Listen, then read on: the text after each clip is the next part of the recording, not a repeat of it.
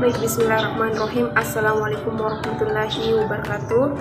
Perkenalkan, nama saya Helfitna Rosa, mahasiswa INMUNE semester 6 Prodi Ekonomi Syariah.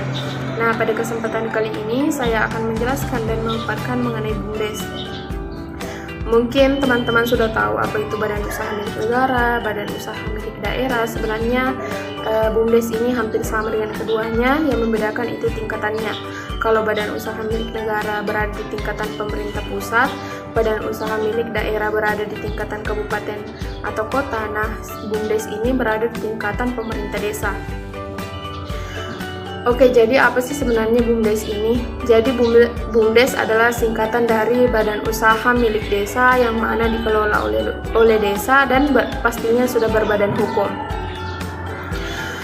BUMDes ini berfungsi sebagai lembaga yang mampu mendayagunakan segala potensi ekonomi, kelembagaan perekonomian, serta potensi sumber daya alam dan sumber daya manusia sebagaimana yang termuat dalam penjelasan Undang-Undang Desa Pasal 87 Ayat 1. Nah, berkenaan dengan hal tersebut, kami melakukan observasi dan terjun langsung ke salah satu BUMDes untuk memenuhi salah satu mata kuliah kami, yaitu Praktikum Pengabdian Masyarakat.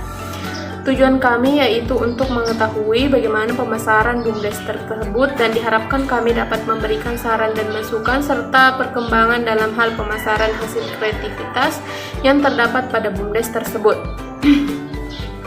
Adapun tempat pelaksanaannya yaitu di BUMDes Arasowe, BUMDes Cinenung Arasowe pada tanggal 13 Mei 2023 pada hari Jumat, tepatnya pukul 10 sampai pukul 4 WITA.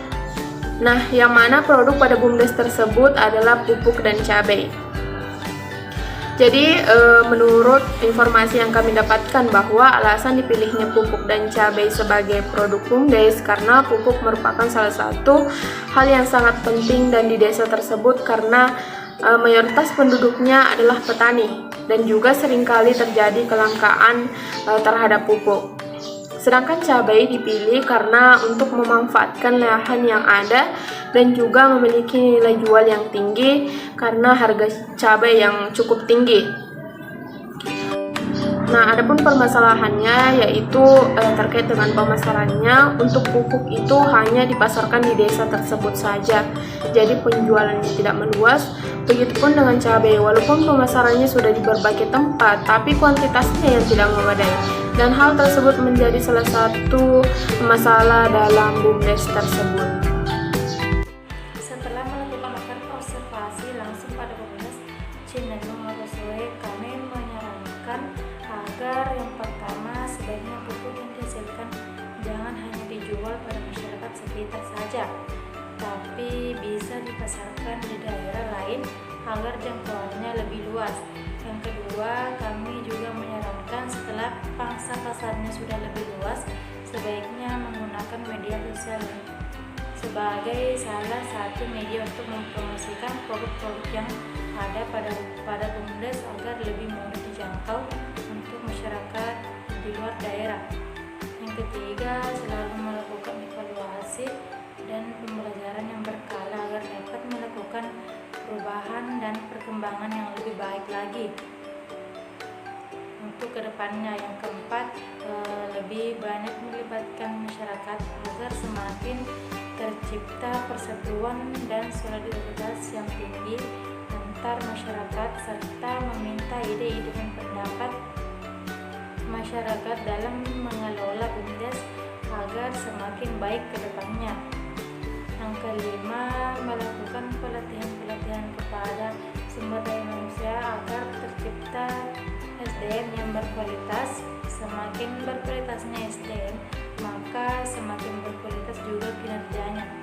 Dan terkait dengan sumber daya manusia, modal, pasar, dan alamnya, perlu adanya perhatian lebih agar BUMDes tidak mengalami yang namanya kebangkrutan. Maka hal yang perlu dilakukan adalah yang pertama, tinjau kembali biaya yang ada, melakukan analisis biaya yang mendalam untuk mengidentifikasi jenis biaya yang signifikan dan mengevaluasi efektivitasnya.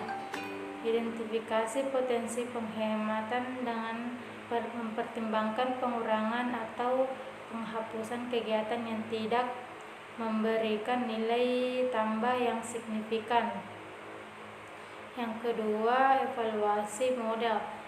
Tinjau kembali model bisnis BUMDes untuk memastikan keseimbangan antara biaya dan pendapat. Pertimbangkan untuk mengubah atau menghilangkan kegiatan yang tidak efektif secara ekonomi dan fokus pada kegiatan yang menghasilkan hasil yang lebih baik.